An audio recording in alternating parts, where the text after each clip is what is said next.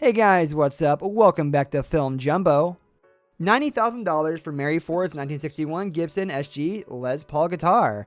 Gibson's Les Paul signature guitars can cost a pretty penny as is, but when the well-crafted guitars are connected to the legendary songwriter whose name is on the instrument, they're worth quite a bit more. That explains why the Harrisons felt they should shell out $90,000 for a 1961 Les Paul guitar that belonged to Paul's wife Mary. All pawn shops trading guitars at some point, but the show's outsized stature as a purchaser of rare antiques made it a fitting stop for the owner of this particular instrument.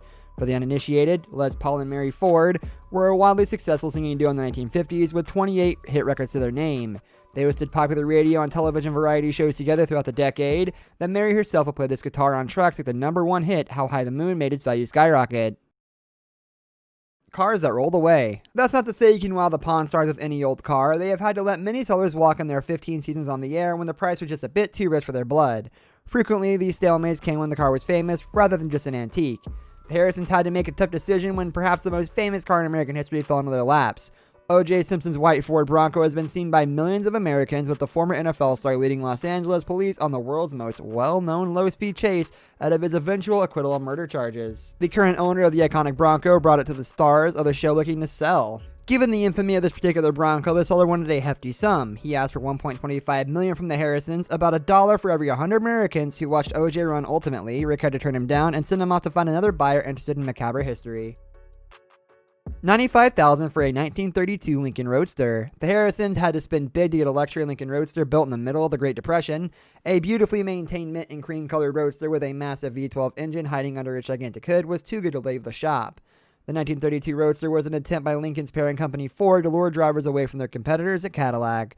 It was priced to move at $4,000 in 1932, roughly $70,000 in today's money. Rick and the old man went above and beyond that price point to make sure that they walked away from that deal with a car.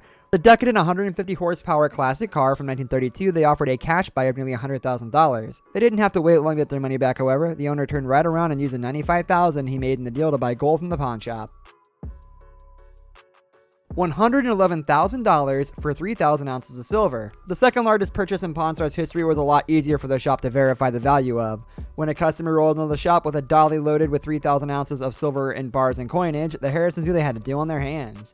Because of the significant amount of money changing hands and the ease with which a scammer could fake a silver bar with different metals at its core, Rick drilled into the center of the bars to determine that they were purely made of the precious metal.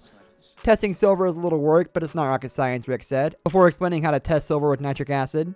If the silver you extracted for testing turned a milky white color when exposed to the acid, it was pure.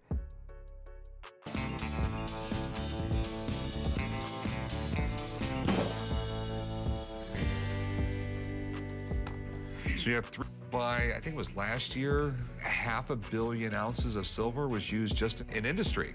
I hear that there's basically a shortage of silver nowadays. $250,000 for Maurice Sendak sketches. Now, to get down to the deals that actually happened, in the same season as the George Washington find, Rick came across something he couldn't help but have. A collector offered him the original sketches that became Maurice Sendak's children's book classic, Where the Wild Things Are. Rick was clearly awed by the drawings when he saw them in person. It was the greatest book ever written, Rick told the dealer. When I was a kid, I was fascinated by the pictures. It was so different from any other children's book. Because Sendak never sold prints of his work for Where the Wild Things Are, the sketches were one of a kind. After consulting with an art expert who told him he could expect to net $310,000 for the sketches, Rick talked the owner into selling the lot for $250,000. They're just incredible. I mean, I love these. Where the Wild Things Are. It was one of Maurice Sendak's earliest books, written and actually illustrated as well. These are all original illustrations. Everything is one of a kind. And he's so wild, they make him king. It was the greatest book ever written. When I was a kid, I was fascinated by the pictures. Yep, me too. It was something. That's all the time we have for today's video, guys. Thank you for watching. I hope you enjoyed the video. If you did, leave a like on the video, and don't forget to subscribe to our channel so you don't miss out on any of our videos in the future. I'll catch you next time. Goodbye.